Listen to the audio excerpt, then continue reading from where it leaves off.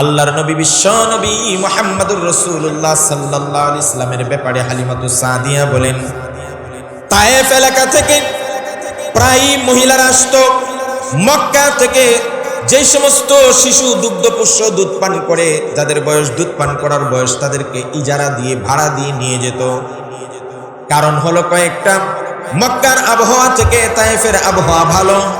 যারা হজ করতে গেছেন জানেন তায়েফের আবহাওয়া বাংলাদেশের মতোই। মক্কা থেকে তায়েফের মধ্যে ফল ফ্রুট এবং সব শাকসবজি বেশি হয়। মক্কার চাইতে তায়েফের ভাষা শুদ্ধ। ঢাকা দেখেন না জগা খিচুড়ি ভাষা, সেই তুলনায় দিনাজপুর কুষ্টিয়ার ভাষা ভালো। ঠিক মক্কার ভাষার চাইতে তায়েফের ভাষাও শুদ্ধ। এই দুই তিনটা কারণে মক্কার মানুষগুলো সন্তানগুলাকে ছোটবেলায় তায়েফে দিয়ে দিত। নাম্বার 1, ভালো খাবার খেয়ে মহিলারা দুধ পান করাবে, সন্তানের স্বাস্থ্য ভালো হবে। নাম্বার 2, এখানকার আবহাওয়ার চাইতে ওখানকার আবহাওয়া ভালো, ভালো আবহাওয়ায় বড় হবে। নাম্বার 3, এখানকার ভাষার চাইতে ওখানকার ভাষা শুদ্ধ, সুতরাং তায়েফের শুদ্ধ ভাষা শিখবেন। আর এই সুযোগে তায়েফের মহিলারা, গরিব মহিলারা মক্কা এসে পছন্দ মতো বাচ্চাদের নিয়ে যেত দুধ পান করানোর জন্য। বিনিময়ে মালিকের কাছ থেকে কিছু টাকা পাইতো। হযরতে হালিমাতুস সাদিয়া বলেন, আমরা কয়েকজন রমণী তায়েফ থেকে একবার রওনা করলাম মক্কার দিকে, বাচ্চা নিব দুধ পান করানোর জন্য টাকার বিনিময়ে। আমাদের যে বাহনটা ছিল, একটা গাধা ছিল, এতই দুর্বল ছিল গাধাটা কিছুক্ষণ পরে পরে গিয়ে বসে যায়।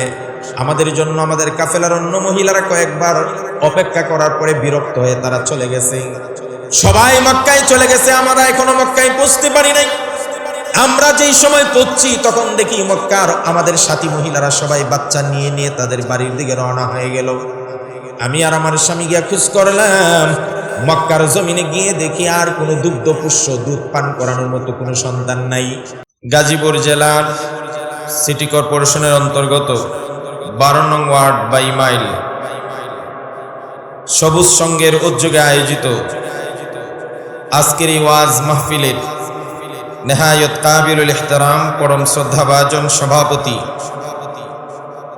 আমাদের সকলের সুপরিচিত বাইমাইল মধ্যপাড়া মিনার জামে মসজিদের সম্মানিত সভাপতি আলহাজ মোহাম্মদ আবুল হোসেন তপন ভাই, মাহফিলের প্রধান অতিথি আমাদের সকলের পরিচিত বাইমাইলের কৃতি সন্তান 12 নং ওয়ার্ড বিএনপির সভাপতি এবং সবুজ সংঘেরও সভাপতি জনাব মোহাম্মদ আমজাদ হোসেন সরকার, মাহফিলে উপস্থিত আজকের মাহফিলের পৃষ্ঠপোষকতায় আছেন যথাক্রমে জনাব আলহাজ মোহাম্মদ আখতারুজ্জামান এবং জনাব মোহাম্মদ নাজমুল আলম।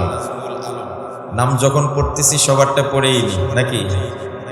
আজকের মাহফিলের বিশেষ অতিথিবৃন্দ জনাব মোহাম্মদ মুশাররফ হোসেন মাসুদ, জনাব মোহাম্মদ আইনউদ্দিন সরকার, জনাব মোহাম্মদ আলমগীর হোসেন, জনাব ডাক্তার আবদুল্লাহ আল মামুন, জনাব মোহাম্মদ আরিফুল ইসলাম ভেন্ডার, জনাব মোহাম্মদ আরিফুল ইসলাম লিটন, সার্বিক তত্ত্বাবধানে জনাব মোহাম্মদ আলী হোসেন জয়, উপস্থাপনায় কারি মৌলানা মুজাহিদুল ইসলাম রাজাপুরী, আরজ গুজার আলহাজ ইঞ্জিনিয়ার এম এ হাদি এবং জনাব মোহাম্মদ আনোয়ার হোসেন মাস্টার। আজকের মাহফিলে আমার আগে আমন্ত্রিত 3 জন আলোচক, ইসলামিক স্কলার সারা বাংলাদেশে যিনারা আলোচনা করে থাকেন, যথাক্রমে হজরত মাওলানা মুফতি নুরুল ইসলাম নুরানি, মুফতি নুরুল আমিন গাফফারি, মুফতি আব্দুল হান্নান মাদানী। এছাড়াও বাইমাইল সবুজ সংঘের আমার অত্যন্ত হৃদয়ের কাছের প্রিয়, সবসময় হৃদয়ের যুবক ভাইয়েরা, সদস্যবৃন্দ, আমাদের সামনে উপস্থিত আছেন আমাদের পিতৃতুল্য, বাবার বয়সী, দাদারও বয়সী, আমাকে যারা দীর্ঘদিন পিতা, দাদা, চাচা এদের মতো ছায়া দিয়ে রেখেছিলেন, এখনো যাদের হৃদয়ে আমি জায়গা নিয়ে বসে আছি, আমাদের সকলের শ্রদ্ধাভাজন মুরব্বিয়ানে আজম, পর্দার আড়ালের সকলের শ্রদ্ধা সম্মানিতা ওই সকল মা ও বোনেরা, আজকেও আমি এখান দিয়ে সাইনবোর্ড থেকে হেঁটে হেঁটে আসতে হয়েছে, গাড়ি নিয়ে আসার সুযোগ নাই। একজন মহিলা রাস্তা সামনে আমাকে আটকিয়ে দিয়ে চোখের পানি ছেড়ে দিয়ে বলছে, আপনি চলে যাওয়ার পরে আমি 2 দিন ভাত খাইনি। এটা একজন মানুষের জীবনে কত বড় পাওয়া, আমি আল্লাহর কাছে শুকরিয়া আদায় করে শেষ করতে পারব। সেই সকল শ্রদ্ধাভাজন শ্রদ্ধা সম্মানিতা আমাদের সকলের প্রিয়া মা ও বোনেরা, মাহফিলের মাঝে মাঝে আমি দেখছি আমাদের স্নেহের আদরের ছোট ছোট কচিকাচারা। বয়ান আমি সারা দেশে করি, আজকে বয়ান করার জন্য এখানে আসিনি।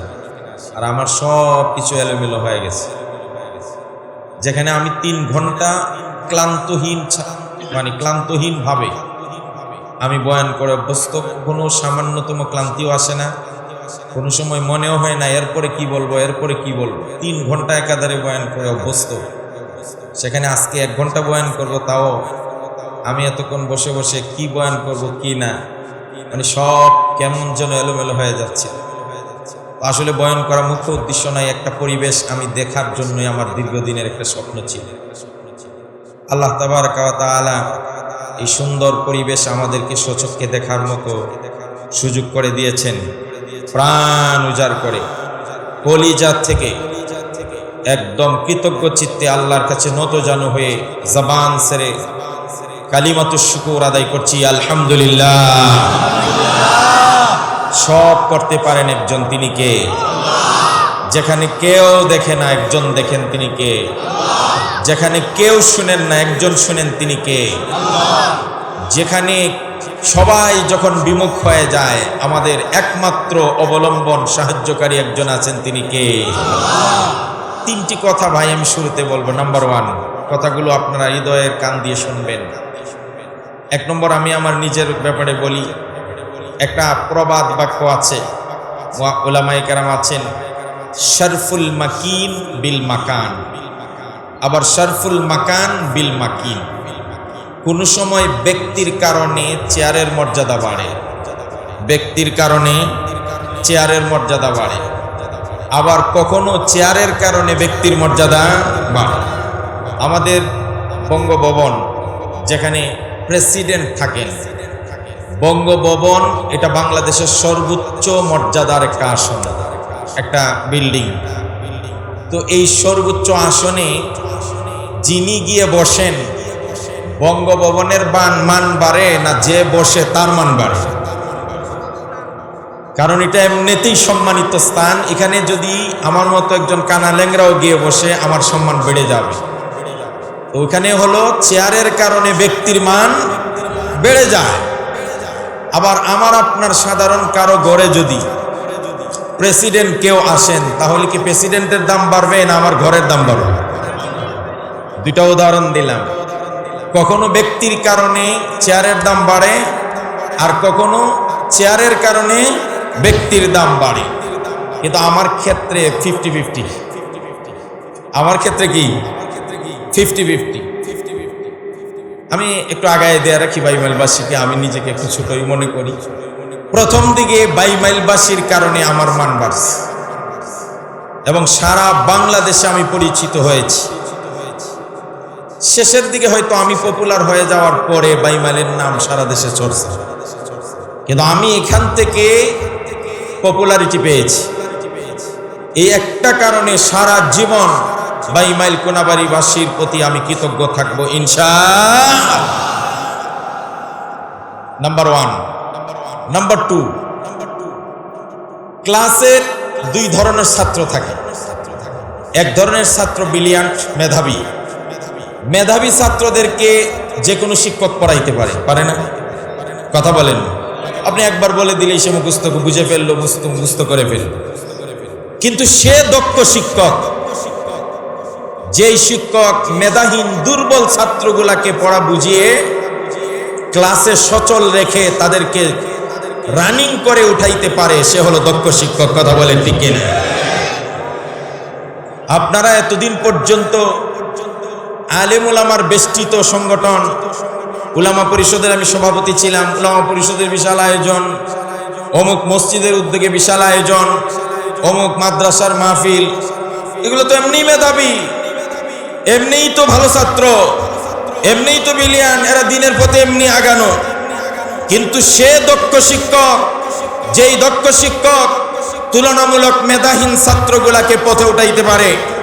আমি এবং আমাদের আশপাশের ইমাম সাহেবদের সাকসেসার সফলতা এটাই, একটা সামাজিক সংগঠনের মাধ্যমে আজকের এই সুন্দর আয়োজন করে এই সুন্দর চেহারাগুলো, সবার মাথায় টুপি, গায়ে পাঞ্জাবি, সকলের মুখে সুন্নতি হাসি, আর এত সুন্দর চিত্র যিনি, যার দয়া আমরা উঠাইতে পেরেছি, আমরা বলবো সর্বপ্রথম কৃতজ্ঞতা আল্লাহর। তারপরে আমরা যারা মেহনত করেছি সবুজ সংঘের সদস্যরা সহ আমাদের সকলের কৃতজ্ঞতা, আমরা আজকের এই সুন্দর আয়োজন করতে পেরেছি। কথা বলে ঠিক কিনা? সুতরাং আর নয় হতাশ, আর নয় তির্যক কথা। আমি কিন্তু এটার বিরুদ্ধে সবসময় কথা বলতাম। আমি যেমন কঠিন মানুষ এমন সবার জন্য কঠিন। আপনারা যারা এখানে নামাজি আছেন, দাড়িওয়ালা আছেন, মুসল্লি আছেন, এদের বেলা আরো বেশি কঠিন। জিজ্ঞেস করেন, সহবরাতে অনেক মুসল্লির আমার মসজিদে যায়। আমি বলছি, যদি কেউ কোনো একটা মুসল্লিরে কোনো তির্যক কথা বলবেন, তাহলে কিন্তু খবর আছে, আপনার এই অথরিটি নাই। সে সহবরাতে আসলো না, ঈদে আসলো না, জুমায় আসলো, আপনার একটা তির্যক কথার কারণে যদি সে বিগড়ে যায়, সে যদি বলে দূর গেছিলাম বছরে একটা রাত ইবাদত করার জন্য, হেতিরা আমাদেরকে দেখে আর সুখে থাকায় তির্যক কথা বলে কেউ আইসে বাৎসরিক মুসল্লি। এ ধরনের অনেক মানুষ আছে না? ভাই আপনি কত নম্বর মুসল্লি? নবী করিম সাল্লাল্লাহু আলাইহি ওয়াসাল্লাম বলছেন, একজন মানুষ সারা জীবন ইমানদার হয়, কিন্তু দুর্ভাগ্যবশত মৃত্যুর আগে এমন এক বদ আমল করে বসে সে জাহান্নামী হয়ে যায়। আবার এমন মানুষ সারা জীবন জাহান্নামের কাজ করছে, সৌভাগ্যবশত মৃত্যুর আগে এমন ভালো কাজ করে ফেলে সে জান্নাতি হয়ে যায়। সুতরাং আমি কিন্তু একেবারে মেডিসিন বিশেষজ্ঞ ডাক্তার। কোন জায়গায় কোন রোগের কি ওষুধ দেওয়া লাগে এটা আমার চেয়ে কম এই এলাকার ইমাম সাহেবরা জানে। সুতরাং আমি ওখানেও বলেছি, আল্লাহর ঘর মসজিদে কোনো একজন মানুষকে যদি কেউ কারো কথার কারণে সে বিগড়ে মসজিদ থেকে বের হয়ে যায়, তাহলে এই দায়ভার আপনাকে নিতে হবে। সে কেন আর মসজিদে আসে না? বরং আমাদের কাজ কি? আমাদের কাজ হলো বাশির ওয়ালা তুনাফির, কাছে টেনো, বুকে নিয়ে নাও, বুকের সঙ্গে বুক মিলাও, দূরে সরিয়ে দিও না। ইয়াসসির ওয়ালা তুআসসির, সহজ করে দাও, কঠিন করা যাবে। আপনি জানেন আপনার 100টা সেজদা, আবারও বলছি কথাটা, আপনার একজন মুরব্বীর 100টা সেজদা, আর একজন টকবগে যুবক, তার জীবনটা এখন টকবগে উত্তেজনায় ভরপুর। নবীজি সাল্লাল্লাহু আলাইহি ওয়াসাল্লামের ভাষায় আশ-শাবাবু শু'বাতুম মিনাল জুনুন, যৌবনকালটা হলো একটা পাগলামির অংশ। এটার ফিতরাতি পাগলামি করা, সেই পাগলামির অংশ বিশেষ। ডেঞ্জারাস ইয়ার্সে উপনীত একজন যুবকের একটা সেজদা আপনার বার্ধক্যে উপনীত 100 সেজদার চাইতে উত্তম। সুতরাং ক্রেডিট তো নিবেন ওই মানুষগুলো যারা ওই যুবকগুলার মাথায় টুপি উঠাইতে পেরেছে। বলেন আলহামদুলিল্লাহ, বলেন। আপনি জানেন ইসলাম প্রতিষ্ঠিত হয়েছে পৃথিবীর আনাচে কানাচে এই যুবকদের স্যাক্রিফাইস আর ত্যাগের বিনিময়ে। মক্কা থেকে হিজরত করে সবাই রাতের আধারে লুকিয়ে হিজরত করে মদিনায় গেছে। নবীজি কি দিনের বেলা গেছেন? কথা বলেন না, দিনের বেলা গেছেন? ওই যে একটা গজল আছে না, হিজরত করতেন চলছেন নবীজি, চলছেন আধার রাতে, গৃহেতে রাখিয়া গেলেন হযরত আলী কে রে আমার, ওই মদিনার পথে। আল্লাহু আকবার। নবীজি হিজরত করে গেছেন দিনে না রাতে? আর জোরে কয় না রাতে। সমস্ত সাহাবায়ে কেরাম রাতের বেলা হিজরত করে গেছে, কারণ বেঈমান কাফেররা পাহারাদারি করছে। কেউ একজন বের হয়ে গেলেই তাকে আক্রমণ করবে, মেরে ফেলবে। অনলি ওয়ান ম্যান, শুধু একজন মানুষ, রাতে তো নই, প্রকাশ্যে দিবালুকে দিনের বেলা গেছেন। খালি দিনের বেলা গেছেন না হিজরত করে, খালি হাতে নয়, তরবারি খাপ থেকে টান মেরে খুলে সবার সামনে আবু জাহেল, উতবা, সাইবা, বড় বড় বেঈমান লিডারদের সামনে তরবারি নিয়ে দাঁড়ায় বলছেন, আমি উমর হিজরত করে মদিনায় যাচ্ছি, যদি কেউ তার মাকে সন্তান হারা করতে চায় আমি উমরের তরবারির সামনে এসে দাঁড়াও। যদি কেউ সন্তানকে পিতৃহারা করতে চাও আমার সামনে এসে দাঁড়াও, যদি স্ত্রীকে বিধবা বানাইতে চাও আমার সামনে দাঁড়াও। খোদার কসম, সেই দিন মক্কার সব দুশমনরা মিলেও হযরত উমরের সামনে দাঁড়াইবার দুঃসাহস দেখাইতে পারে না। জানেন কাদের কারণে ইসলাম প্রতিষ্ঠিত হয়েছে? আমি আমার জীবনের একটা তিক্ত অভিজ্ঞতার কথা বলি। একবার একটা পেস লাগছিল। আমার এই ভাইয়ে জানেন, মাসুদ ভাই জানেন, আরো অনেকেই জানেন। আমাকে নিয়ে মানে ঈদগাহ মাঠের একটা, আমি ডিটেলস বলে কাউকে কষ্ট দেওয়ার জন্য বলছি। এখানে আমার কোনো দোষ ছিল না, অন্যের দোষ আমার উপর চাপাইয়া দিছে। ওইখানের মরা আমাদের হাজী আব্দুল সামাদ সাহেব একটা কথা বলছিল, মরা মরছে কোনাবাড়ি, দাফন করবা এই সবাই মাল ঈদগাহ মাঠে, এটা হবে? আজকে আব্দুল সামাদ সাহেব থাকতে তাকে আমি 100 বার স্যালুট দিতাম। তো যাই হোক, ওই ঘটনাকে নিয়ে এই আবুল ভাই, এই মাসুদ ভাই, আরো কয়েকজন, আব্বাসুদ্দিন ফুকনও ছিল, আমি অস্বীকার করতে পারবো না। ইনারা কয়েকজন এমন ভূমিকা রাখছে, আপনারা 100 জন মুসল্লি মিলেও এত ভূমিকা রাখতে পারতেন না।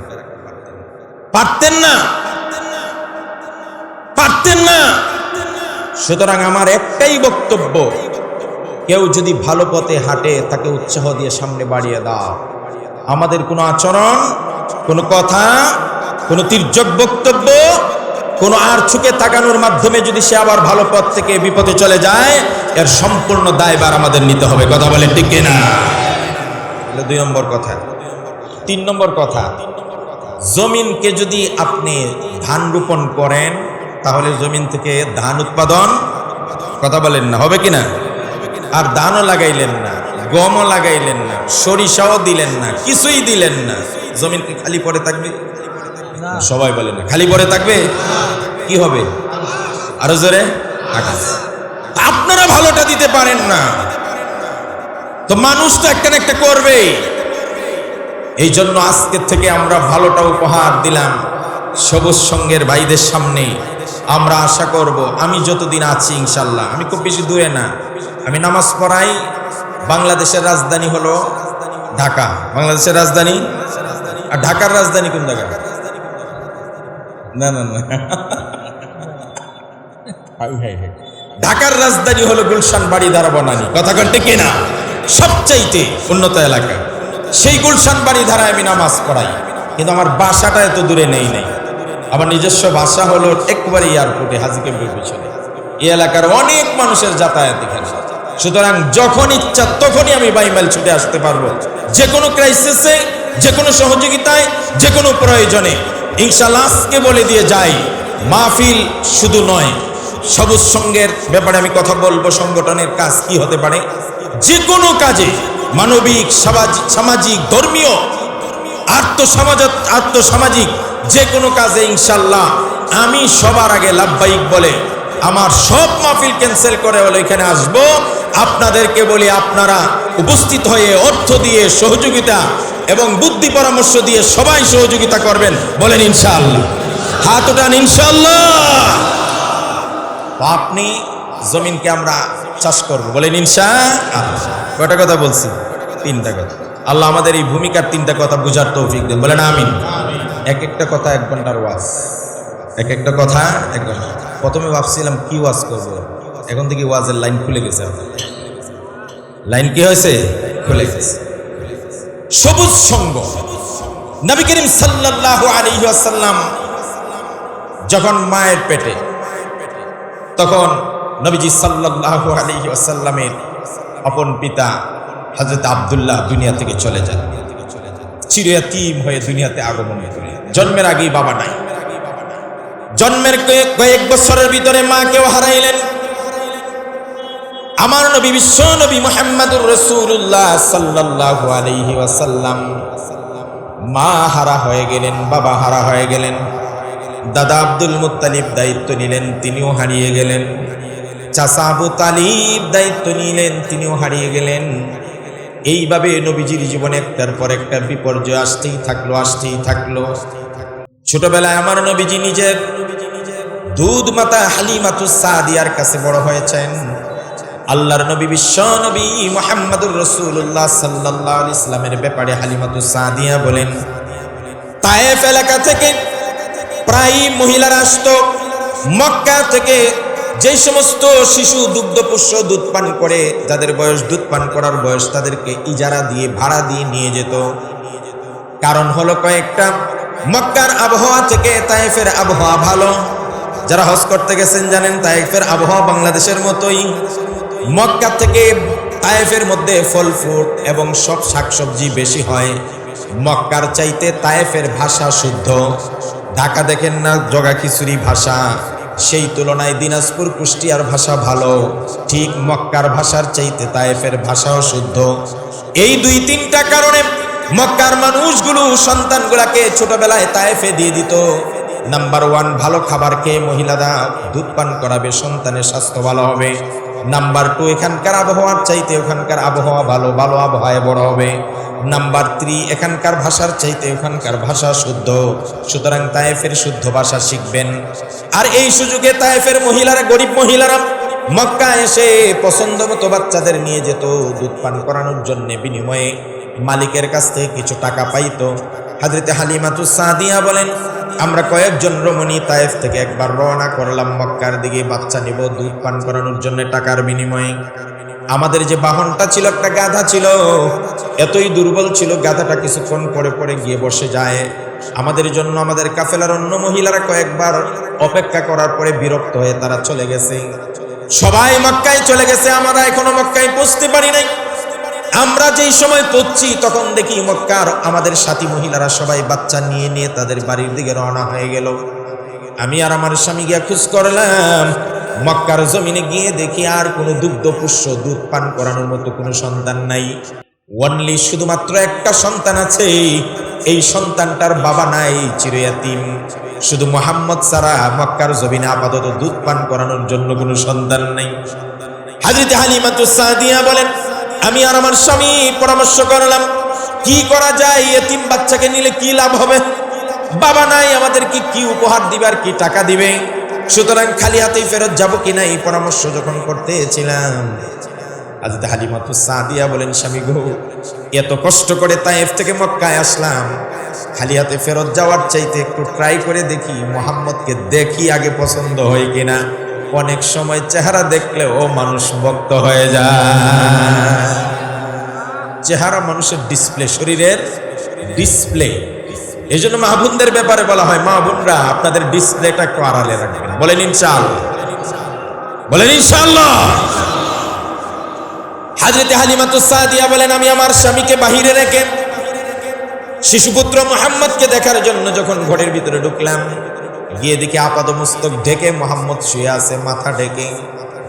আমি ধীরে ধীরে যখন ওই মুহাম্মদের কাছে গেলাম, যেই মাত্র মুহাম্মদের মাথার থেকে চাদরটা একটু সরাইলাম, উন্মুক্ত করলাম, শিশু মুহাম্মদ আমার দিকে চাহনি দিয়া ঠোঁটটাকে আলতো করে একটা মুস্কি হাসি দিলেন। হালিমাতুস সাদিয়া বলেন, এক মুস্কি হাসিতেই আমার কলিজা ঠান্ডা হয়ে যায়। আমি তখনই নিয়ত করি, মুহাম্মদকে আমরা যেভাবেই হোক নেব। এক চাহনিতে ভক্ত হয়ে যায়। সাইয়েদনা মুহাম্মদ সাল্লাল্লাহু আলাইহি ওয়াসাল্লামকে নিয়ে গেলেন হালিমা। যারা ইতিপূর্বে আগেই রওনা হয়ে গেল, এবার হালিমা বলেন, যেই মাত্র মুহাম্মদ আমাদের বাহন গাধার মধ্যে উঠছে, এমন শক্তি পাইল, এমন দ্রুত গতিতে ছোটা শুরু করলো, যারা ইতিপূর্বে আমাদেরকে রেখে আগেই রওনা হয়েছিল তাদেরকে পেছনে ফেলে সবার আগে আমরা তায়েফ পৌঁছে যাই। নবীজির জীবনীটা আপনি একটু টাচ করে আসতেছি। নবী করিম সাল্লাল্লাহু আলাইহি ওয়াসাল্লাম যখন কৈশোর বয়সে উত্তীর্ণ হলেন, 10-12 বছর, বন্ধু বান্ধবরা একদিন বলল, ও মুহাম্মদ চলো আমরা তোমাকে নিয়ে একটা বিয়ে বাড়িতে যাব। মক্কার তখনকার বিয়ে বাড়িগুলাতে অনেক আকাম কুকাম হতো। মুহাম্মদ সাল্লাল্লাহু আলাইহি ওয়াসাল্লাম অনেক জোরাজুরি করলেন, বলেন না আমি যাব না। বন্ধুদের আবদার রক্ষার্থে টেনে হেসড়ে ওনাকে যেভাবে হোক নিয়ে গেলেন। আল্লাহর নবী, আল্লাহ পাক হেফাজত করবেন। নবীজি যখন বিয়ের অনুষ্ঠানে গেলেন, সবাই যখন যার যার এদিক সেদিক ছোটাছুটি করছে, যখন গান এই সেই আবিজাবি শুরু হবে, তখনই মুহাম্মদ সাল্লাল্লাহু আলাইহি ওয়াসাল্লাম ঘরের এক কোনায় গিয়ে এমন ঘুম দিলেন, সারা রাত ঘুমে কাটায়া দিলেন। সকালবেলা বন্ধুরা গিয়ে মুহাম্মদ সাল্লাল্লাহু আলাইহি ওয়াসাল্লামকে ঘুম থেকে ডেকে জাগ্রত করে ওঠা। কি ব্যাপার, তুমি সারা রাত এখানেই ছিলে? বলো আমি তো এই ঘুম দিছি, এমন ঘুম, কোথায় যে কি হয়েছে আমি কিছুই জানি না। সুবহানাল্লাহ। হেফাজত করবেন কে? সবাই বলে না কে? নবীজির বয়স যখন 20, এই আমার টার্নিং পয়েন্ট শুরু হলো।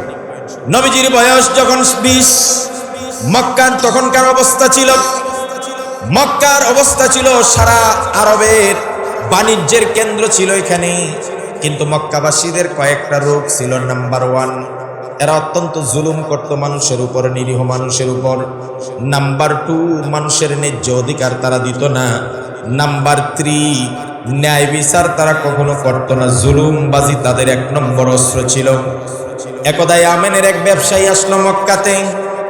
মক্কাতে বাহিরের একজন লোক, মুসাফির মানুষ, মক্কার জমিনে ব্যবসায়িক মালামাল নিয়ে আসছে। একজন মক্কার নাগরিক ওই ইয়ামানের নাগরিকের কাছ থেকে মালামালগুলো কিনছে। কেনার পরে তারা টাকা দেয় না। আছে না নাই? আমাদের এখানে আছে, কথা কয় না, কম না বেশি? এবার টাকা দেয় না। এই লোকটাকে কাবার ছত্তরে দাঁড়িয়ে কবিতা আবৃত্তি করে বলতেছে, আরে মক্কা থেকে কোনো ন্যায় বিচারক নাই, এই জুলুমের বিচার করার, প্রতিবাদ করার কোনো মানুষ কি নাই? এইভাবে যখন কাকুতি মিনতি করতেছিল, তখন কিছু ন্যায় বিচারক, তখন কিছু সুস্থ মস্তিষ্কের জ্ঞানী গুণী বুদ্ধিমান মানুষেরা দাঁড়ায় গেল। বনু হাশিম, বনু জুহরা, বনু তাইম, বনু আসাদ, বনু মুত্তালিব, কয়েকটা গোষ্ঠী থেকে কিছু মানুষ দাঁড়ায় গেল যে আমরা এই লোকটার ন্যায় বিচার পাইয়ে দিব, ইনসাফ প্রতিষ্ঠা করব, জুলুমের অবসান করব, অন্যায়ের প্রতিরোধ করব। এই জন্য আমরা হাতে হাত রেখে একটা চুক্তিনামা করব। কি করব? প্রেক্ষাপট বর্ণনা করতেছি। আল্লাহ নবী সাল্লাল্লাহু আলাইহি ওয়াসাল্লামের বয়স তখন মাত্র 20 বছর। কয় বছর? নবী করিম সাল্লাল্লাহু আলাইহি ওয়াসাল্লাম দাঁড়িয়ে গেলেন। নবীজি বললেন, এই মুসাফির বহিরাগত লোকটার ন্যায্য বিচার পাইয়ে দেওয়ার জন্য আজকে আমাদের একটা চুক্তিতে আসা দরকার। যেই চুক্তিটা হবে ন্যায়পরায়ণ মানুষদের চুক্তি, সৎ মানুষদের একটা অঙ্গীকার। সেই অঙ্গীকার বাস্তবায়নের কল্পে একটা সংগঠন করা হয়। সেই সংগঠনের নাম হয় হিলফুল ফুজুল। আরবিতে হিলফুল ফুজুল মানে হলো সৎ লোকদের অঙ্গীকার, হিলফুল ফুজুল মানে হলো ন্যায়পরায়ণ মানুষদের চুক্তি। ওই চুক্তি ভবিষ্যতে বিশ্বনবী সাল্লাল্লাহু আলাইহি সাল্লামকে সামাজিক সংগঠনে রূপান্তর করতে সাহায্য করে। সুবহান। প্রেক্ষাপট বুঝছেন? সবুজ সংঘ এটা সোশ্যাল অর্গানাইজেশন, একটা সামাজিক সংগঠন। এটা কি? সামাজিক সংগঠন। নবী করিম সাল্লাল্লাহু আলাইহি ওয়াসাল্লাম এই হিলফুল ফুজুলের ব্যাপারে পরবর্তীতে হাদিসে বলেন, লাকাদ শাহিদতু ফি দারি আব্দুল্লাহ ইবনে জুদআন হিলফান মা উহিব্বু আন্না বিহি ফি মিনাল হুমুরিন নাঈম লাউ উদআ বিহি ফিল ইসলাম লা আজাবতু। নবীজি সাল্লাল্লাহু আলাইহি ওয়াসাল্লাম বলেন, যেই দিন হিলফুল ফুজুলের চুক্তিনামা স্বাক্ষরিত হয়, আমি ওই দিন যেই ঘরের মধ্যে হিলফুল ফুজুল সংগঠিত হয়েছিল, ওই সংগঠনের যেদিন আত্মপ্রকাশ করে আমি বিশ্বনবী ওইখানে আব্দুল্লাহ ইবনে জুদআনের ঘরে আমি উপস্থিত ছিলাম। আমি এতটা খুশি হয়েছিলাম যে মানবিকতার কাজে আমি নিজেকে জড়িত করতে পারবো, আর্থসামাজিক কাজে নিজেকে আমি সম্পৃক্ত করতে পারবো, আমি ন্যায় ইনসাফ প্রতিষ্ঠা করার জন্য একটু কাজ করতে পারবো, জুলুমের অবসান করার জন্য একটু কাজ করতে পারবো। এই উদ্দেশ্যে এই হিলফুল ফুজুল সংগঠনে নিজেকে সম্পৃক্ত করায় এত খুশি হয়েছিলাম, আরবের সবচাইতে দামি লাল উটটাও যদি আমাকে দেওয়া হতো, এতটা খুশি আমি কোনোদিন হতাম না। সেই হিলফুল ফুজুল দেখেন, নবীজি আর পরবর্তীতে অনেক কাজ করেছেন। আমি একটা প্রেক্ষাপটের দিকে যাই। নবী করিম সাল্লাল্লাহু আলাইহি ওয়াসাল্লাম যখন 40 বছর বয়সে হেরা গুহায় গমন করলেন, তখন সেখানে গিয়ে হযরত জিবরাইল আলাইহিস সালাতু ওয়াস সালাম আসলেন। আসার পরে নবীজি কি বলছিলেন? বুখারী শরীফের 3 নম্বর হাদিস। হযরত জিবরাইল বলেন মুহাম্মদ সাল্লাল্লাহু আলাইহি ওয়াসাল্লামকে, ইকরা, পড়ো। নবীজি বললেন, মা আনা বিকারিন, আই ডোন্ট নো, আমি পড়তে পারি না। নবীজি বললেন, আমি পড়তে পারি না। ফাখাযানি, নবী করিম সাল্লাল্লাহু আলাইহি ওয়াসাল্লামকে জিবরাইল ধরলেন, ফাগাত্তানি, চাপ দিবেন জোরে। সুবহানাল্লাহ। নবীজি বলেন, আমার অনেক কষ্ট হয়েছে জিবরাইলের চাপ, আমারে আবার ছেড়ে দিবেন। দ্বিতীয়বার আবার বললেন, ইকরা, পড়ো। আমি বললাম, মা আনা বিকারিন, আমি পড়তে পারি না। হযরত জিবরাইল আবার আমাকে ধরলেন, আবার চাপ দিলেন, বললেন, তুমি পড়ো।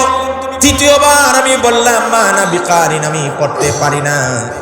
আপনাদের প্রশ্ন হতে পারে হুজুর নবীজি কেন পড়তে পারেন না?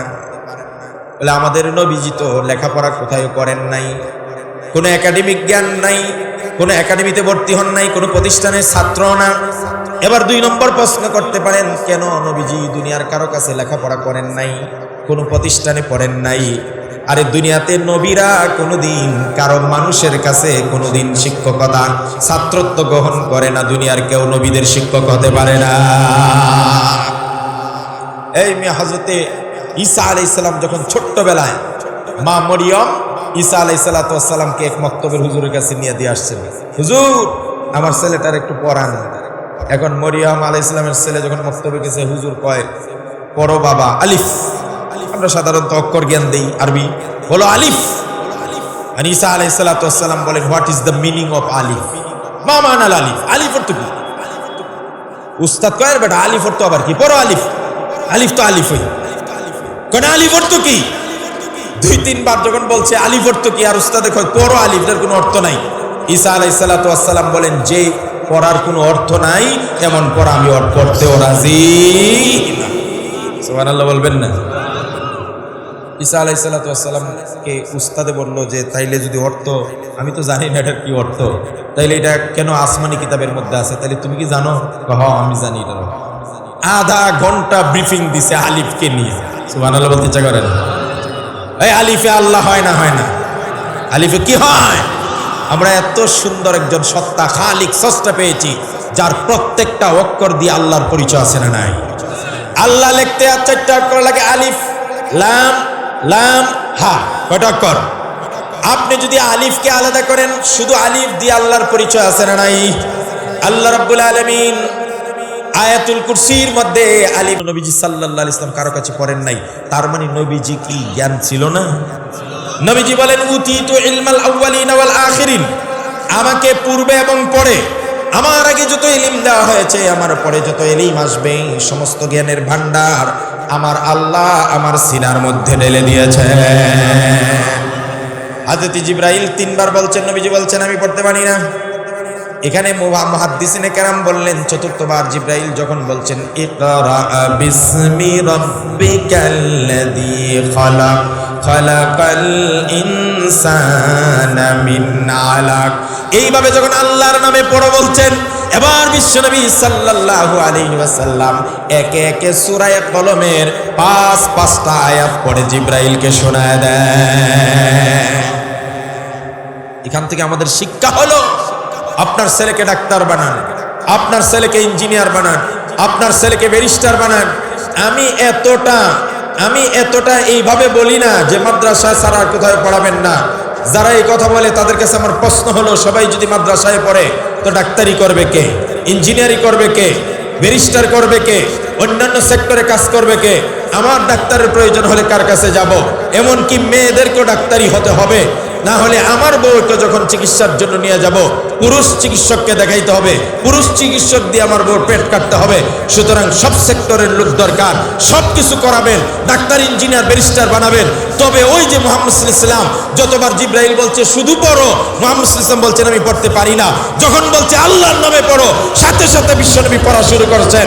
এর মানে হলো আমাদের ডক্টর কুদরত খুদার প্রণীত শিক্ষা ব্যবস্থা, যেখানে আল্লাহর পরিচয় নাই, যেখানে স্রষ্টার কোনো জ্ঞান নাই, এই পরিচয়ের শিক্ষিত এই সিলেবাসের শিক্ষা দ্বারা আমার শুধু সন্তানকে শিক্ষিত করব না, সবার আগে আমি আমার সন্তানকে আমার আল্লাহর পরিচয় দেওয়াবো, তারপরে আমি জাগতিক শিক্ষা দিব।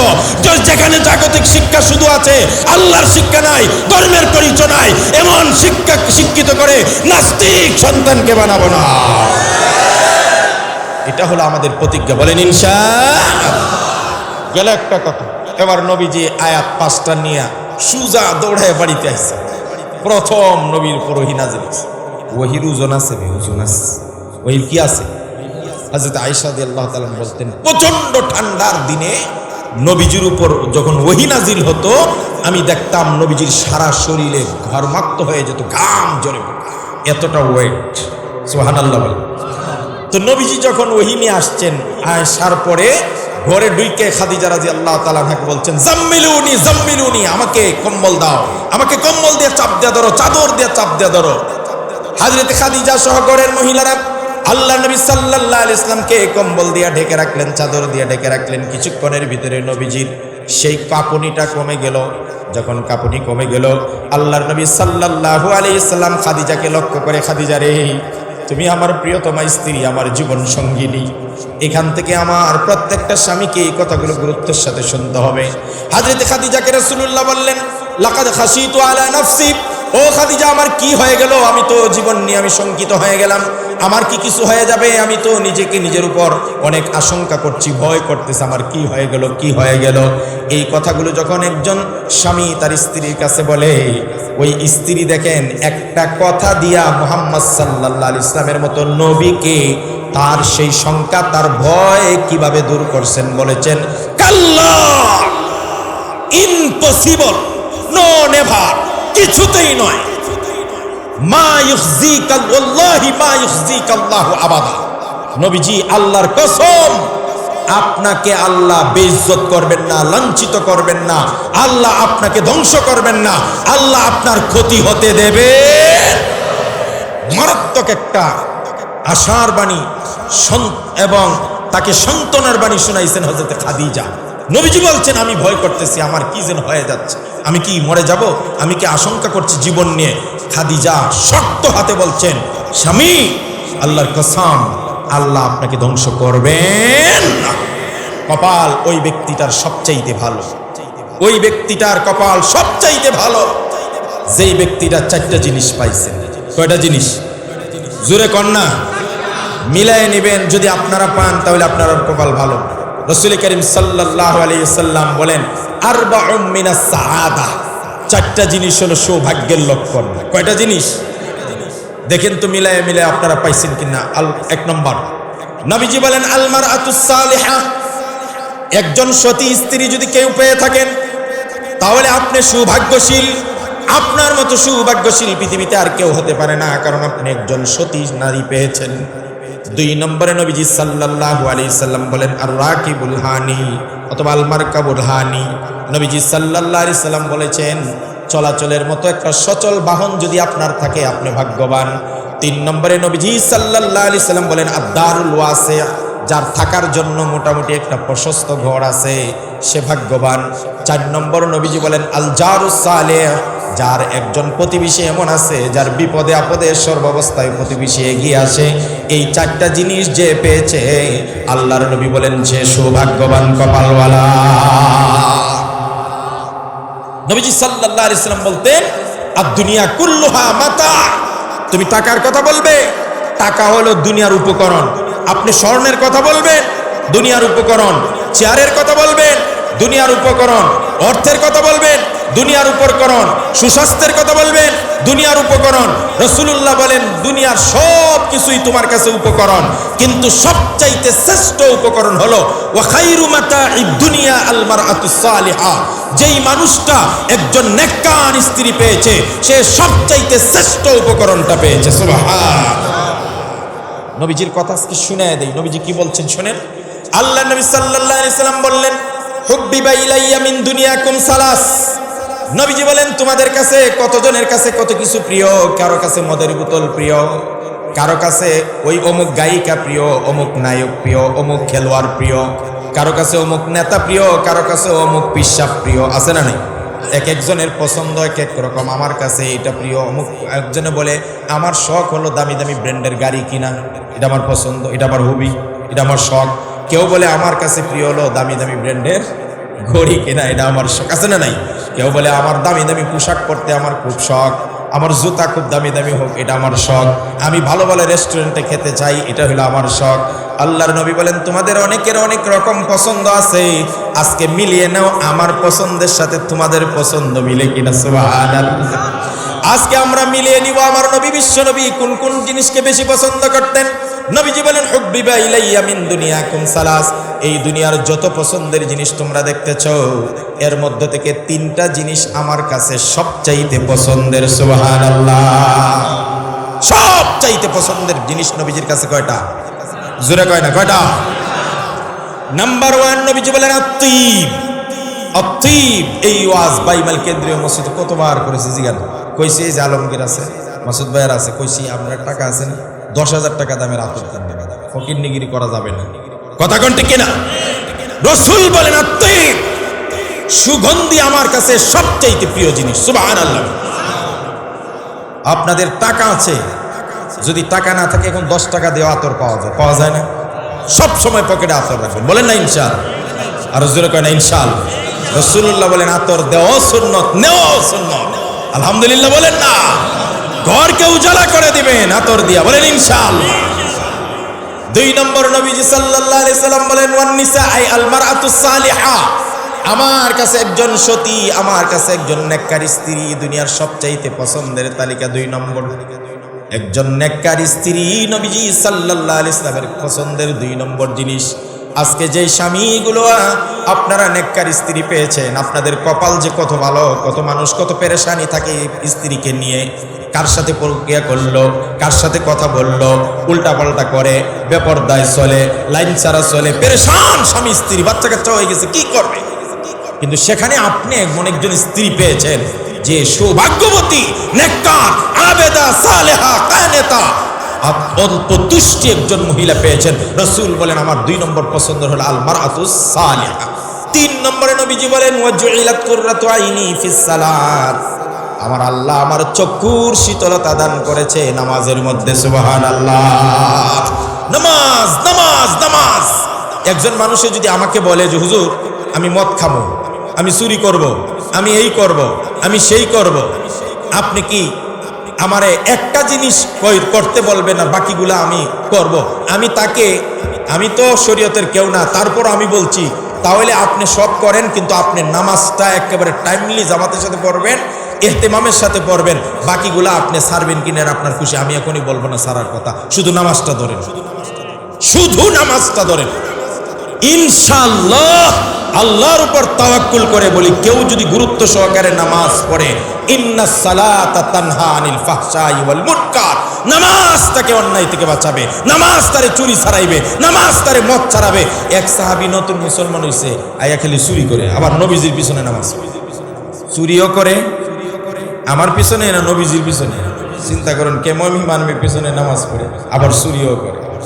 সাহাবীরা বলে হুজুর এই যে সুর পাগলা একটা মুসলমান হইছে, নামাজও পড়ে, হেতি তো আবার চুরিও করে। নবীজি বলেন দাও, ছেড়ে দাও, একে ছেড়ে দাও তার অবস্থার উপর, ইনশাআল্লাহ তারে নামাজ পড়তে দাও, তার নামাজ তাকে চুরি থেকে ফিরে আনবে। সুবহানাল্লাহ। কয়েকদিনের ভিতরে নামাজ যখন গুরুত্ব সহকারে পড়া শুরু করলো, সাথে সাথে আল্লাহর বান্দা চুরি ছেড়ে দিছে। সুবহানাল্লাহ বলেন। আপনি মা জাতিকে কোন চোখে দেখেন? নবীজির দরবারে একজন টকবগে যুবক আসছে, যুবকদেরকে বলে যাই, নবীজির কাছে একজন টকবগে যুবক এসে বলতেছেন হুজুর আমি তো মুসলমান হইছি ঠিকই, আমারে যদি আজকেই সব ছাইরা দিতে বলেন আমি পারবো না, অল্প অল্প করে বলেন তাহলে আমি ছাড়ার চেষ্টা করব। সুবহানাল্লাহ কয় না কেন? আর হুজুর কেন সুবহানাল্লাহ? এই কাহিনী নবীর যুগে ছিল, কথা কয় না কেন? এক সাহাবী এসে বলতেছেন হুজুর আমার তো জিনা করতে মন চায়। কত বড় খারাপ, আমার কি করতে মন চায়? জিনা করতে মন চায়। নবীজি সাল্লাল্লাহু আলাইহি সাল্লাম বলেন ঠিক আছে, তোমার যদি জিনা করতে মন চায় আমাকে আগে কয়েকটা প্রশ্নের উত্তর দাও, তারপরে তোমার জিনার অনুমতি দিব। বলে কি প্রশ্ন? নবীজি বললেন তোমার মায়ের সঙ্গে যদি কেউ জিনা করতে চায়, আর ইউ রেডি? তুমি কি পারমিট দিবে তাকে? আপনারা দিবেন যে আমার মার সঙ্গে কেউ অন্য একজন পুরুষ জিনা করবে, আমরা কেউ মেনে নিব? আরো জোরে, আরো জোরে। সাহাবী তো রেগে ফায়ার হয়ে গেছে, কোন কি হুজুর আমার মার সঙ্গে জিনা করবে আর আমি চেয়ে চেয়ে দেখবো, এটা হতেই পারে না, কল্লা উড়াই দিব একদম। বাপরে বাপ, কেমন রাগ করছে। নবীজি বলেন স্টপ, এটা তো ফর এক্সাম্পল বলছি, শুনো না, কথা তো শেষ হয় না। সুবহানাল্লাহ কয় না? নবীজি আধ্যাত্মিক ডাক্তার না। 2 নম্বরে নবীজি বলেন তোমার আপন ছোট বোনের সঙ্গে যদি কেউ জিনা করতে চায় তুমি কি অনুমতি দিবে?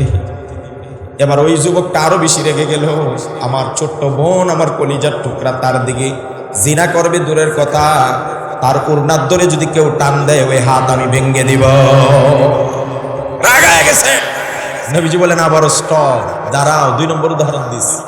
3 নম্বরে নবীজি সাল্লাল্লাহু আলাইহি ওয়াসাল্লামের ওই সাহাবীকে বললেন ও সাহাবী, তোমার আপন স্ত্রীর সঙ্গে যদি কেউ পরকিয়া করে আর জিনা করতে চায়, তাকে অবৈধভাবে ভোগ করতে চায়, তোমার স্ত্রীর সঙ্গে যদি মেলামেশা করতে চায়, ঘষাঘষি করতে চায়, আর ইউ রেডি? তুমি কি অনুমতি দিবে? হুজুর, আমার খাইয়ে, আমার পড়ে, আমার ঘরে থাকবে, আমার বিয়ে করাবো, আর এক বেটার লোকে ফষ্টি নষ্টি করবে, হতেই পারে না, এতিরও তো আমি জানতা খবর দিব। রাসূল বলেন স্টপ। কয়টা গেছে? সবাই বলেন না। খুদুর মুদুর যাদের আছে শুনেন ভালো করে।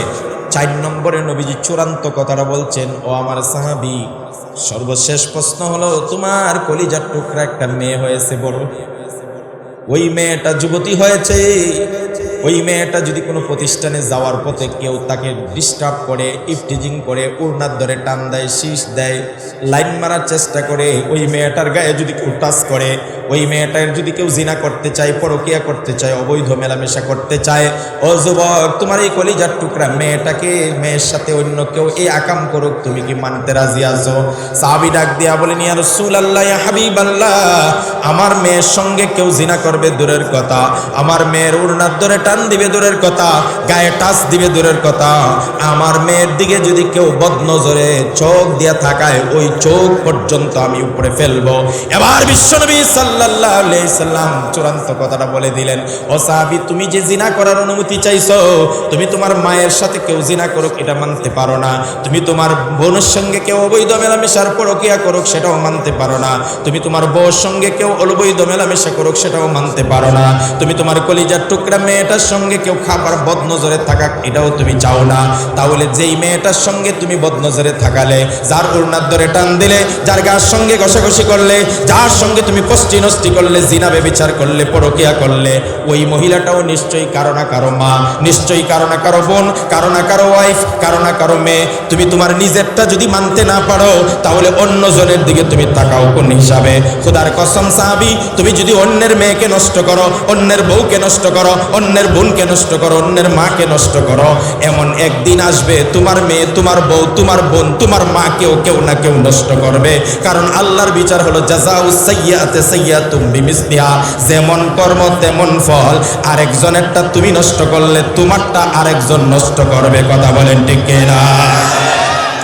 এই একটা ওয়াজ যদি কোনো যুবকের হৃদয়ে গাঁথেন, আর যদি বলেন যে না, আমি আমার মাকে কেউ নষ্ট করুক, আমার বোনকে নষ্ট করুক, আমার স্ত্রীকে নষ্ট করুক, আমার কলিজার টুকরা মেয়েকে নষ্ট করুক, এটা আমি চাই না, তাহলে আজকের থেকে শপথ নেন, মনে মনে শপথ নেন, জোরে শপথ নেওয়ার দরকার নাই, হুজুগি বাঙালি হওয়ার দরকার নাই, আল্লাহর সঙ্গে নিজে নিজে প্রতিজ্ঞা করেন, আজকের থেকে তওবা করলাম, আমার মার ইজ্জত রক্ষা করার জন্যে, আমার বোনের ইজ্জত রক্ষা করার স্বার্থে, আমার স্ত্রীর ইজ্জত রক্ষা করার স্বার্থে, আমার মেয়ের ইজ্জত রক্ষা করার স্বার্থে, আজকের থেকে অবৈধভাবে কোনো মেয়ের গায়ে হাত দিব দূরের কথা, বদনজরে তাকাবো না। বলেন ইনশাআল্লাহ।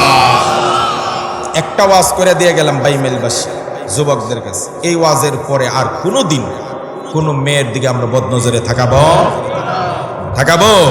বলেন ইনশাআল্লাহ। খাদিজার কথা মনে আছে?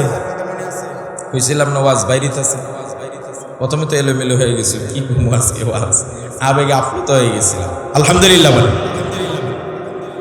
সময় দিয়েছিল আমারে 11:30, এখন বাজে 11:15, 12:15 না, 12:15 শেষ করে দেই ইনশাআল্লাহ। 5-10 মিনিটের ভিতরে শেষ করে দেই। কতক্ষণ চলবে? হ্যাঁ, সবাই বলে না, দেখি কতক্ষণ? ফজর পর্যন্ত। এখানে ফজর পড়ে যাইতে পারবেন তো ইনশাআল্লাহ? কে কে যাইতে পারবেন? হাত উঠান তো দেখি। লিল্লাহে তাকবীর। হাত নামান। ঠিক আছে, আমরা তো সারা রাত ওয়াজ শুনলে আমাদের কোনো সমস্যা নাই, কারণ কি জানেন, আমরা তো একটাও আমল করাবো। কথা কর ঠিক কিনা? আর সাহাবীরা এসে কি বলতেন? হুজুর, আন আব্দুল্লাহ ইবনে আউফিল মাযানি ক্বালা আউসিনি ইয়া রাসূলুল্লাহ, হুজুর আমার একটু ওয়াজ করেন তো। ওয়ালা তুকসির আলাইহি, তবে বেশি না, অল্প একটু ওয়াজ করেন। কেউ সাহাবীরা কি ওয়াজের পাগল কম ছিলেন? বেশি ছিলেন না, কিন্তু কইলেন কি? হুজুর আমার একটু ওয়াজ করেন, বেশি না, কারণ বেশি করলে আমি যদি আমল না করতে পারি। রাসূল করিম সাল্লাল্লাহু আলাইহি ওয়াসাল্লাম অল্পই বলছেন লা তাগজাব, তুমি শুধু অযাচিত রাগ করো না। একটা ওয়াজ করে শেষ। এজন্য আমরা আর বেশিক্ষণ নিব না, অল্প কয়েক মিনিটে শেষ করব ইনশাআল্লাহ। এই ধারাবাহিকতা চলতে থাকবে। বলেন ইনশাআল্লাহ। আরো জোরে কয় না ইনশাআল্লাহ। এই সবুজ সঙ্গের ওয়াজ প্রতি বৎসর আরো জাঁকজমকপূর্ণ ভাবে আরো সুন্দর আয়োজনে হোক, এটা আমরা সবাই চাই কিনা? হাত ওঠান তো দেখি। লিল্লাহে তাকবীর, আরো জোরে লিল্লাহে তাকবীর। হাত নামান, আল্লাহ কবুল করে, বলেন আমিন। শুনেন একটা কথা বলি, ছিদ্র আছে না, ছিদ্র, আপনারা পানি সেচন করেন না? কথা করেন। পানি সেচন করার সময় দেখেন আগে বাদ দেয়, আবার কোথায় দিয়ে যদি লিক থাকে লিক খাটে, আর না হলে সারাদিন পানি সেচন করে পরে শেষ হবে না, খালি আইতেই থাকবে, আসতেই থাকবে। তো আমার মনে মনে একটা তামান্না ছিল, আজকে ওয়াজে গেলে পরে সবুজ সঙ্গে সব ভাইদেরকে একটা কথা বলবো যে ভাইরা ভাইরা পাউডা সবাই বাড়ায় দেন। আমি তো আগের থেকেই পায়ে ধরে অভ্যাস আছে, আজকেও পায়ে ধরি।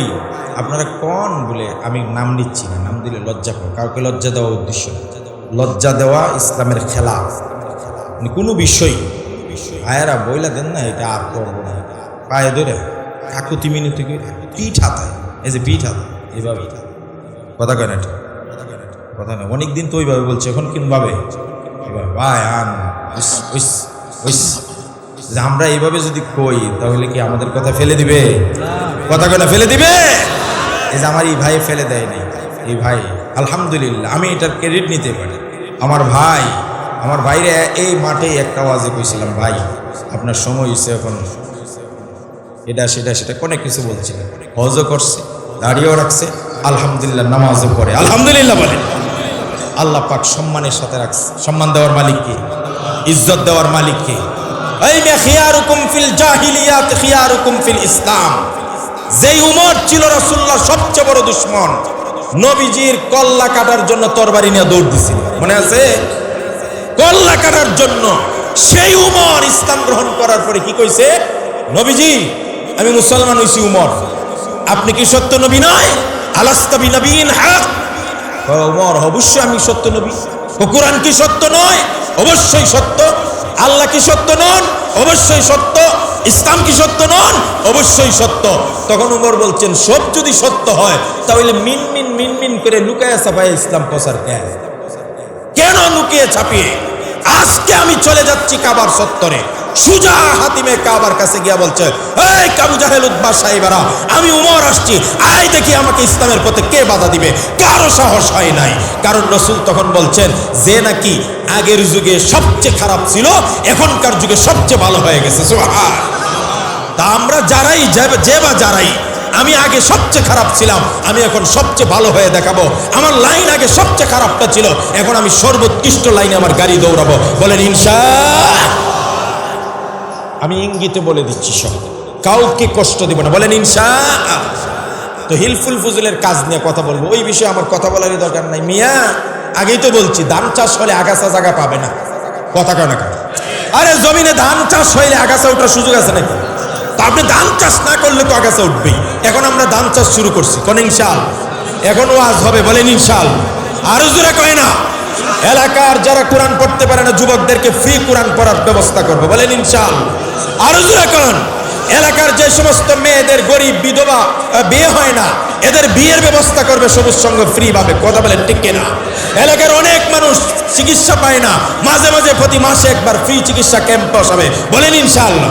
আমার সাথে পরামর্শ করেন, আপনাদেরকে আমি 10টা কাজ দিব, যেই কাজগুলোর মাধ্যমে গোটা এলাকার মানুষ সবুজ সংঘের ভক্ত হইতে বাধ্য হবে। কথা কয় না?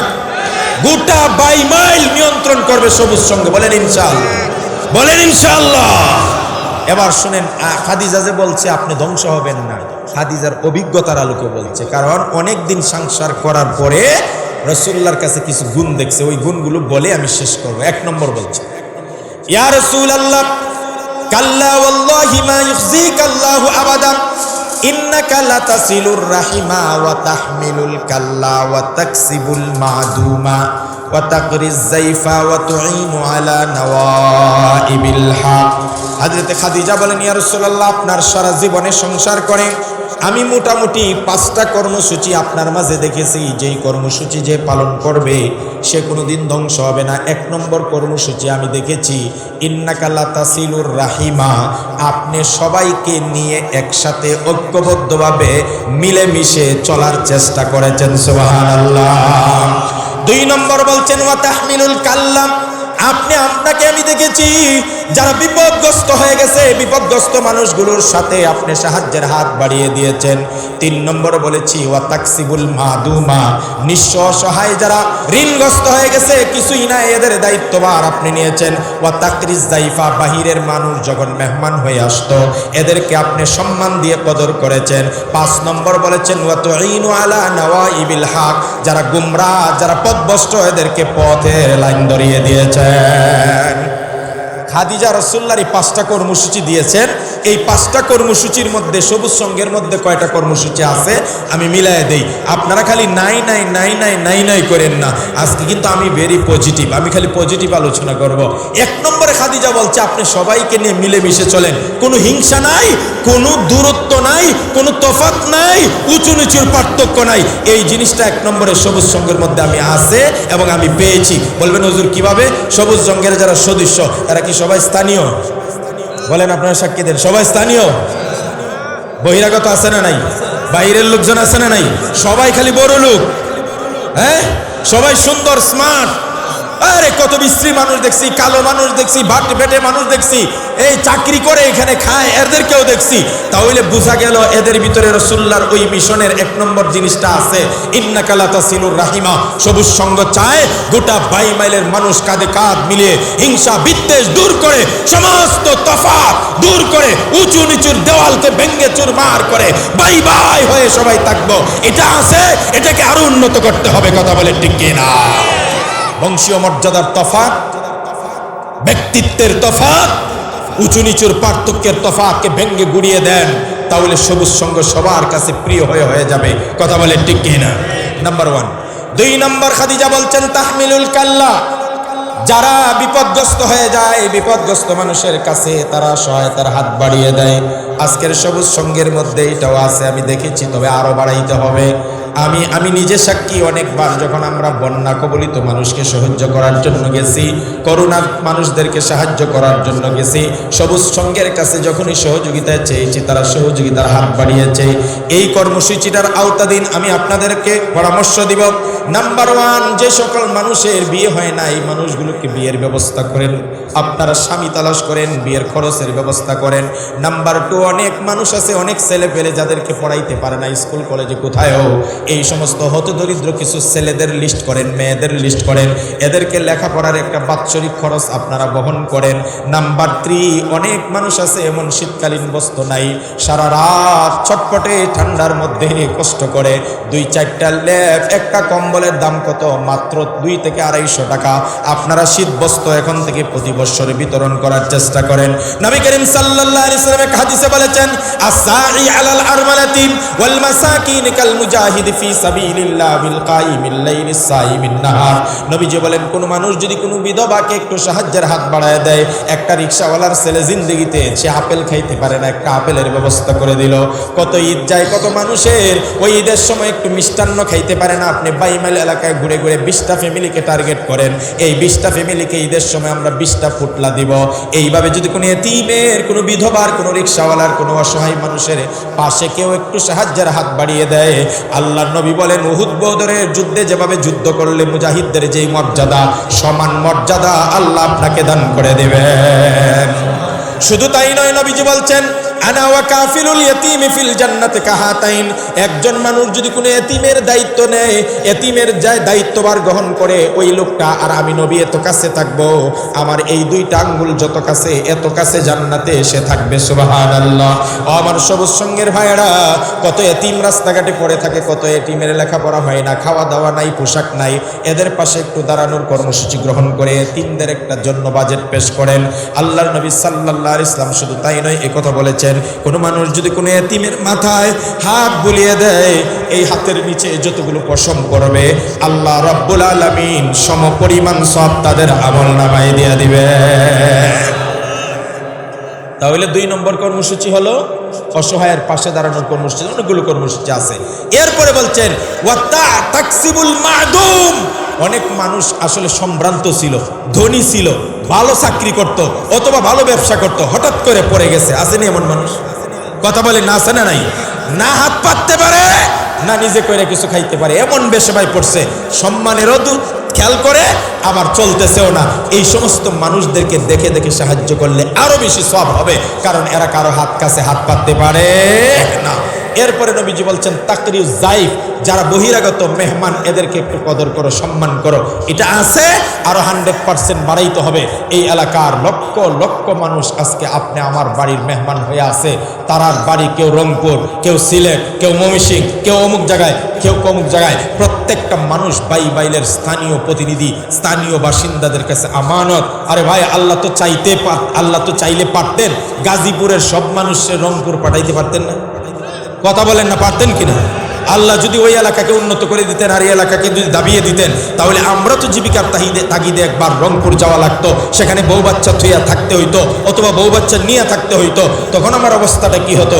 এটা আল্লাহর কাছে শুকরিয়া আদায় করে যারা বহিরাগত আছে, মক্কাকে যেমন আল্লাহ নিরাপদ বানায় দিছেন, এইভাবে আপনারা বাইমাইলটাকে নিরাপদ বানান। এখানে যেন কোনো চুরির ঘটনা না ঘটে, এখানে সন্ত্রাস, এখানে মদ, এখানে জুয়া, এখানে হাউজিং, এখানে বাম্পার, এখানে ছিনতাই, এখানে চাঁদাবাজি, এখানে টেন্ডারবাজি যেন না হয়। সবুজ সঙ্গে স্ট্রং একটা পার্টি তৈরি করেন, সদস্য বানায় দেন, কমিটি বানায় দেন, যে আমাদের বাইমাইল এলাকায় কোনো ছিনতাই, কোনো চাঁদাবাজি, কোনো মদ, জুয়া, হাউজিং, টেন্ডারবাজি চলবে না। কোনো মানুষের ওই যে বিল পাওয়ার পরে তার টাকাগুলো হাতিয়ে নেওয়ার কাহিনী চলবে না। যদি চলে, তাহলে গোটা বাইমাইলের মানুষ নিয়ে তার বিরুদ্ধে অ্যাকশনে যাবে। কথা বলে ঠিক কিনা? মানুষগুলোর মনের দোয়ায় আপনার দুনিয়া আখিরাত সব উজালা হয়ে যাবে। কথা বলেন ঠিক কিনা? সারা বাইমাইলের মধ্যে 1 নম্বর জনপ্রিয় সোশ্যাল অর্গানাইজেশন বা সামাজিক সংগঠন হয়ে যাবে সবুজ সংঘ। আর 5 নম্বরে বলেছেন তুইনু আলা নাওয়াইবিল হক, পথহারা মানুষকে পথের সন্ধান দেওয়া। পথহারা মানুষকে পথের সন্ধান দিতে হলে আমরা নিজেরাও পথের উপর উঠার চেষ্টা করি। আমি এখানে কইব না যে বাইমাইলের যারা সবুজ সঙ্গে আছেন সবাই হাত তুলেন, কে কে 5 ওয়াক্ত নামাজ পড়বেন। হয়তো লজ্জায় সবাই হাত উঠাইব, পরে পড়বো না। এক তো হইলো নামাজ পড়ছে না, এটা এক গুনাহ, আর হাত উঠাইয়া কইছে পড়বো এখন পড়ে না, এটা হইলো আরেক গুনাহ। সুতরাং ডাবল গুনাহ করাই লাভ নেই। কথা কোন ঠিক কিনা? তবে অনুরোধের স্বরে এইটুকু বলতে পারি যে আমরা আজকের থেকে নামাজ পড়ার চেষ্টা করব। বলেন না? আপনারাও বলেন। আমরা কি করব? আরো জোরে কোন, আরো জোরে কোন, আরো জোরে কোন। এলাকার কোনো মানুষ যদি কোনো তাবলিগ জামাতে যেতে চায়, অনেক সময় যে আমার মাস্টারের সাথে আমি গেছি অনেকবার, এরা 3 দিনের খরচ দিতে পারে না। সবুজ সঙ্গেই ঘোষণা করে দিক, যদি কেউ তাবলিগে যেতে চায় তার যত খরচ আছে যদি সক্ষম হয় আমরা বহন করব। আমজাদ সরকারের মতো মানুষ, হ্যাঁ আমজাদ সরকারের মতো মানুষ 1 চিল্লার একটা খরচ দিতে পারে না, 2000 5000। আমি দেখছি মিয়া, আমি দেখছি, কাজে লাগান। আমি আমজাদ সরকারের কাছে যতবার টাকা চাইছি করোনার জন্য, অসহায়দের জন্য, একবারও ফেরত দেয় নাই। তাহলে আমরা কেন পারবো না? বলেন ইনশাআল্লাহ। আরো জোরে করেন ইনশাআল্লাহ। একটা হাফিজে কোরআন পড়া মাঝখানে আটকে গেছে, আলেম হইতো এখন আর টাকা পায় না, মা খরচ দিতে পারে না। সবুজ সঙ্গে বলুক তোর দায়িত্ব আমরা নিলাম। একটা স্কুলের ছেলে দেখেন মেট্রিক পরীক্ষা দিত, ফিস নাই, রেজিস্ট্রেশন ফিটা নাই, তাকে বলেন যা তোরে আমরা দিয়ে দিব। এইভাবে মানুষকে পাশে দাঁড়ান, ইনশাল্লাহ সামাজিক সংগঠন থেকে আত্মমানবতার সেবায় নিয়োজিত এমন হতে পারে একটা যে সময় এই সবুজ সংঘ সারা পৃথিবীব্যাপী ছড়িয়ে যেতে পারে। কথা বলে ঠিক কিনা? আর সর্বশেষ বলবো এখান থেকে নেতৃত্ব তৈরি করেন। বাইমাইলের একটা দুর্বলতার জায়গা আছে, আমি দীর্ঘ 12 বছরের অভিজ্ঞতার কথা বলছি। বাইমাইলের মানুষের নেতৃত্ব দেওয়ার মতো পার্সন কম। কথা কোন ঠিক কিনা? কারণ আমরা নেতা তৈরি করি না। আমি সবসময় কথা যে নাজমুলের ব্যাপারে আমি সবসময় আমার মহল্লায়, বাইমাইল কেন্দ্রীয় মুসলিম মহল্লায় নাজমুল আগামী দিনের জন্য নেতা বানান না মিয়া। কত আর নেতার পিছনে ঘুরবেন? আমার উস্তাদে বলতো তুমি আরেকজনের পিছনে ঘুরবায় কত, এবার তুমি এমন স্থানে যাও যেন তোমার পিছনে মানুষ ঘুরে। তো বাইমাইলের মানুষ নিয়ত করেন, যারা নেতৃত্বে আছে তাদেরকে উপহাস করে নয়, সমালোচনা করে নয়। আজকে আমজাদ ভাই সভাপতি, হয়তো 10টা ভালো গুণের মধ্যে 2টা খারাপ গুণ থাকতে পারে। এখন দূর হে হইব নেতা, এ দেখছি এটা করে এই কথা কয়ে তারে পোষায় লাভ কি? তো তার জায়গায় তুমি যাও তার জায়গায়। আর না হলে কি করে বলে আমজাদ ভাই আপনার সবকিছু ভালো, আমি আপনার সাথে আসি, সহযোগিতা করবো, তবে ভাই এই সাইডটা একটু কাটাই উঠবেন। আপনি উৎসাহ দেন, আপনি নাজমুলকে আগায় দেন, আপনি ওই যে মোল্লারে আগায় দেন, নেতৃত্ব তৈরি করেন। এই নেতৃত্ব আগামী দিনে এখানে প্রেসিডেন্ট হবে, প্রধানমন্ত্রী হবে, এমপি হবে, মন্ত্রী হবে। আমার ইয়াং যুবকরা আগামী দিনের বাংলাদেশের কান্ডারি হবে। কথা বলে ঠিক কিনা? আমরা চাই হাদিসে ইনসাফ প্রতিষ্ঠা করার জন্য জীবন দিয়ে গেছে মুগ্ধ আবু সাঈদরা যেমন জীবন দিয়ে গেছে, বিএনপি, জামাত, অমুক দল তমুক দল সব দলের নেতা কর্মীরা জীবন দিয়ে আজকের বাংলাদেশকে ওই যে আমার ভাই বলল অধিকার বাস্তবায়নের একটা প্ল্যাটফর্ম তৈরি করেছে। আমরা চাই আমার ছেলে ভাতিজা আগামী প্রজন্ম যেন এক একটা বুলেট হয়ে হাজির মতো তৈরি হয়। কথা বলে ঠিক কিনা? আল্লাহ আমাদের কবুল।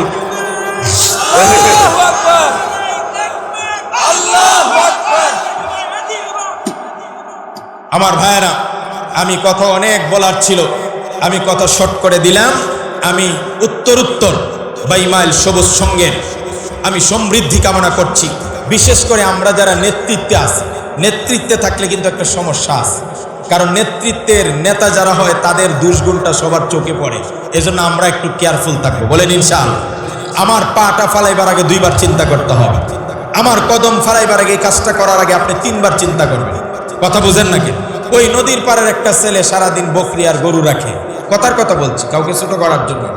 হে যদি 10টা অন্যায় করে তো বাইমাইলে এমন আলোচনা হবে না। দূর হে মানুষই এমন, তুই করবো না তো কি? কিন্তু আবুল ভাইয়ের মতো মানুষ যদি একটা স্লিপ করে, একটা অন্যায় করে, তাহলে আলোচনা আছে না নাই? এই জন্য আমরা যারা একটা সামাজিক মর্যাদা স্ট্যাটাস বজায় রেখে চলি, আমাদেরকে এই বিষয়গুলো খেয়াল রাখতে হবে। আমি এমন কথা বলবো না, এমন কাজ করব না, এমন দিকে পা বাড়াইব না যে কারণে আমি সহ আমার সংগঠন সমালোচিত হয়। বলেন ইনশাআল্লাহ। আল্লাহ আমাদের কবুল করুক। বলেন আমিন। আগামী বছর এই মাহফিল হবে। জোরে না কইলে আর বুঝবো কেমনে হবে? আরো জোরে করেন ইনশাআল্লাহ। 1 দিন না 2 দিনের? যদি 2 দিন করা লাগে ও কথা, এটা আমার সিদ্ধান্ত নেই, আপনাদের সিদ্ধান্ত। আর সবুজ সঙ্গে কয় আমরা 1 দিনের বেশি পারুন না, আর 1 দিনে করতে হলে সহযোগিতা লাগবে। আপনারা করবেন না? আপনারা করেন। যদি আমি থাকি তাহলে 1 দিনের খরচ এখান থেকে উঠাই দিব। বলেন ইনশাআল্লাহ। রাজি আছেন আপনারা? 1 দিনের খরচ দিতে রাজি আছেন ইনশাআল্লাহ? আল্লাহ কবুল করুক। বলেন আমিন। এই মাহফিলকে সফল করার জন্য ইনশাআল্লাহ, ইনশাআল্লাহ না হবে ইনশাআল্লাহ। আমাদের সভাপতি সেক্রেটারি নয়, সবাইকে বলবো ইনশাআল্লাহ। নামাজ এমন একটা বিষয়, এটা একেবারে বাধ্যতামূলক, এটা কেউ ছাড়তে পারবে না, এটা কেউ ছাড়তে পারবে না। বলেন ইনশাআল্লাহ। সবুজ সঙ্গের এখানে যেন 4-5টা যায় নামাজ থাকে সংগঠনে। নামাজের রক্ত হইলে ইমামতি সহকারে জামাতের সাথে নামাজ হবে। বলেন ইনশাআল্লাহ। হ্যাঁ ঠিক আছে ভাই, শুনেন 1 দিনে সব হবে, আস্তে আস্তে হবে। বলেন ইনশাআল্লাহ। লাইনে আসতে হবে না। আপনি ডুব দিয়ে একটা শোল ধরলেন এক হাত দিয়ে, কারণ আরেকটা পায়ের নিচে পড়ছে, আরেকটা ধরলেন, তো কটা হইল?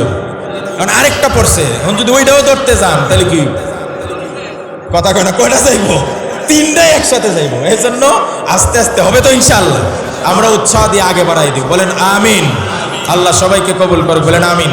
এই মাহফিলকে সফল করার জন্য আমি পরামর্শ দিয়েছি, কিন্তু ইনারা পরামর্শ চেয়েছেন, করেছেন। আবুল ভাই, মাসুদ ভাই, নাজমুল সহ আরও যারা যারা আমাদের সভাপতি সেক্রেটারি সহ কেশিয়ার সম্পাদকরা যারা আছেন, সবাইকে আন্তরিকভাবে ধন্যবাদ জ্ঞাপন করছি।